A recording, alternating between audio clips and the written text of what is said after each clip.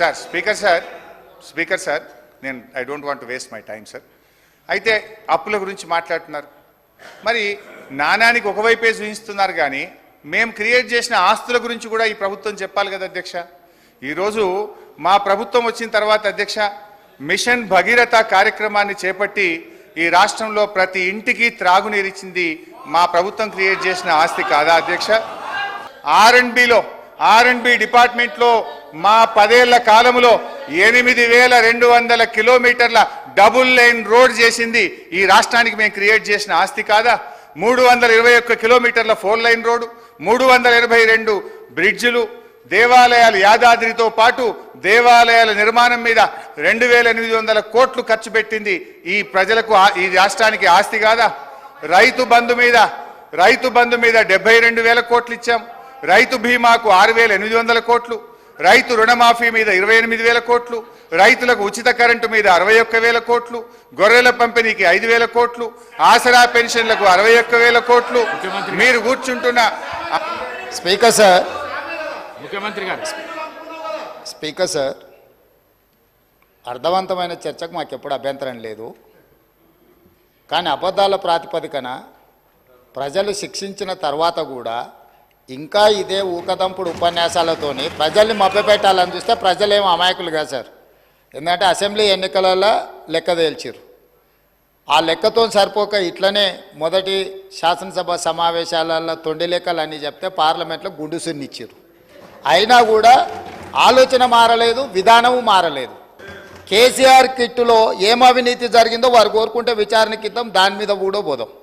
ఇదే కాకుండా గొప్ప పథకం అని చెప్పిన బతుకమ్మ చీరలలో జరిగిన అవినీతి మీద కూడా బతుకమ్మ చీరలు చేనేత కార్మికులకు పని కల్పిస్తున్నాం అని చెప్పి సూరత్ వెళ్ళి కిలోల కింద చీరలు తీసుకొచ్చి ఆడబిడ్డల్ని మభ్య పెడితే ఆడబిడ్డలే బయటకు వచ్చి తగులబెట్టిర్రు. అవి ఏడగడుతురు? వ్యవసాయ పొలాలలో పిట్టలను బెదిరించడానికి బతుకమ్మ చీరలు కడుతురు. ఆడబిడ్డలు ఎవరు కట్టుకోలే అధ్యక్ష.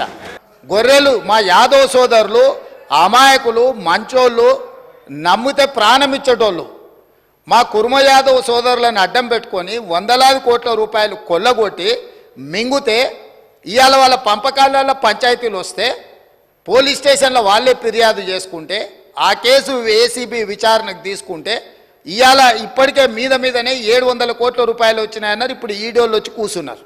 అసలు కాళేశ్వరం మీద మేము పెట్టిందే 80,000 కోట్లు, కాళేశ్వరం ప్రాజెక్టే 80,000 కోట్లు అయితే 1,00,000 కోట్ల రూపాయల అవినీతి ఎట్లా జరిగింది? రాహుల్ గాంధీ గారు లీడర్ కాదు రీడరు అని ఇట్లాంటి మాటలు వీళ్ళే మాట్లాడారు. ఇప్పుడేమంటుండు?